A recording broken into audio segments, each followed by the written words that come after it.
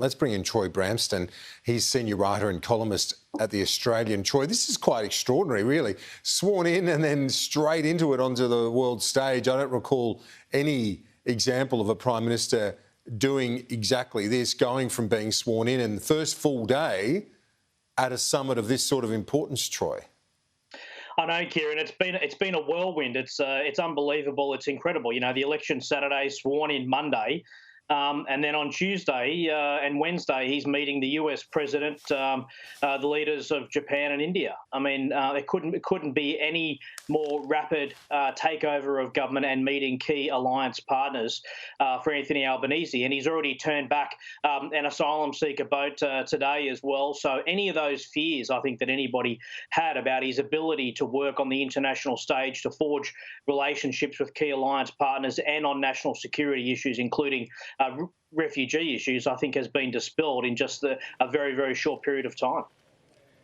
I want to ask you in a bit more detail about that boat question, but let's start zero in on the importance of the one-on-one with the US president, with the Indian leader, the Japanese leader.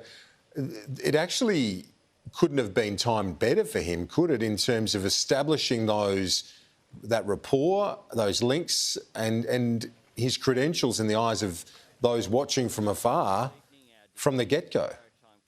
Yeah, well, look at those pictures there just on screen, Kieran. I mean, there's the US president slapping Anthony Albanese on the back. You know, they're sharing a joke. Narendra Modi had him in some kind of an embrace.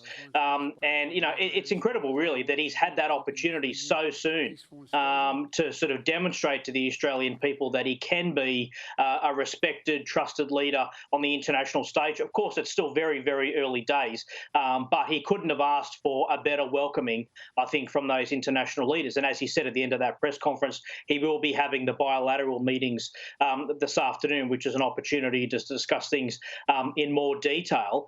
It's also interesting, I think the Quad has accepted what Labor's said during the campaign on climate change, you know, a faster 2030 target in the lead up to the 2015 net zero emissions goal. Also, Labor's focus on the Indo-Pacific in terms of development issues, trade issues. You know, I mean, it's an opportunity for Anthony Albanese to put what he said into action so soon after becoming Prime Minister. So I think this is hugely significant. And you're right, there hasn't been an Australian Prime Minister who has ever met world leaders so soon after coming into government. And on the climate front, it actually is more in line with, in tune with the Biden administration. So there is a point of agreement for Mr Albanese to focus on, and the fact that they're both from, you know, centre-left parties, progressive political backgrounds. Yeah, that's right. I mean, I think the US was hoping for a stronger commitment from Australia at the Glasgow Climate Summit, and they didn't get that out of Scott Morrison and the coalition, who seemed to take an awfully long time to get towards a pretty modest position. And so they would be much more comfortable and much more pleased that the new Labor government is more in line with the US thinking on climate change. And of course, we just saw Anthony Albanese mention his discussions with Boris Johnson, and Boris Johnson is a Green Tory, someone who's always recognised the importance of climate change and the need to take action to deal with it, just as his predecessors Theresa May and David Cameron did as well. So, you know, Australia, there's no doubt, has been a bit of a laggard internationally on climate change action. And so the new leaders that Anthony Albanese is meeting for the first time would be happy with his position on that issue. Do you believe that Labor will get to that magic number of 76, Troy? What's your read on it? Yeah, look, I think they will get to 76 seats. That looks almost certain now. They're probably not going to get much beyond that, maybe 77 or 78 seats. So this will be a very, very slim majority. And of course, if Labor gets to 76 seats, they still have to provide a speaker. So if they provide a speaker from their own ranks, they're going to have to surrender their majority, or they're going to have to appoint an independent, perhaps from the crossbench, to become speaker. And, you know, Kieran, we've never had a Labor government come into office with the narrowest of seats in Parliament, the narrowest of majorities. So it's a workable majority, but, you know, it's masking, I think, what has really happened in this election, because the coalition has lost, perhaps 20 seats. So they're likely to see their seat tally in the mid-50s, which is a long, long way from getting a majority of seats. So while Labor has a slim majority, it's a big number of seats compared to what the coalition has got because of that massive crossbench of Greens, Teals, and Independents.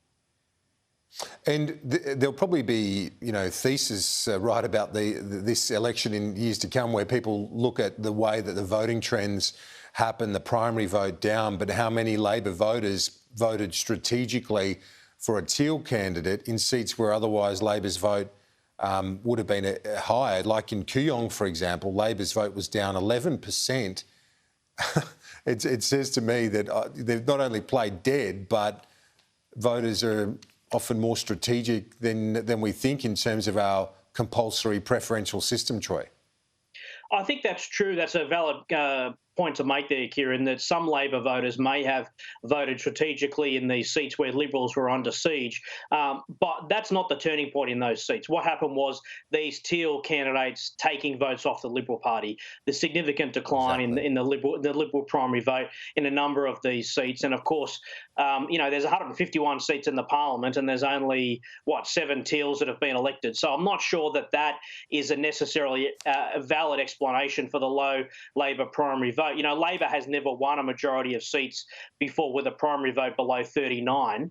It's now 33, so it is low. And I think we are seeing a de-alignment take place across the political system where the two major parties, and I include the coalition as one party, is seeing their tribal voters flee to others, whether it's minor parties or it's independents. And so this has escalated, I think, at this election, and it has rewritten the political map because for the coalition to have any chance of regaining government, they really are going to need to take back some of those Teal seats and still take seats from Labor. So Labor has its own problems, of course, losing Christina Keneally, not winning that seat of Fowler in Labor heartland, and losing another seat to the Greens in Brisbane and as well. So both parties are facing challenges in their heartland as we see this new parliament and new electoral map emerge.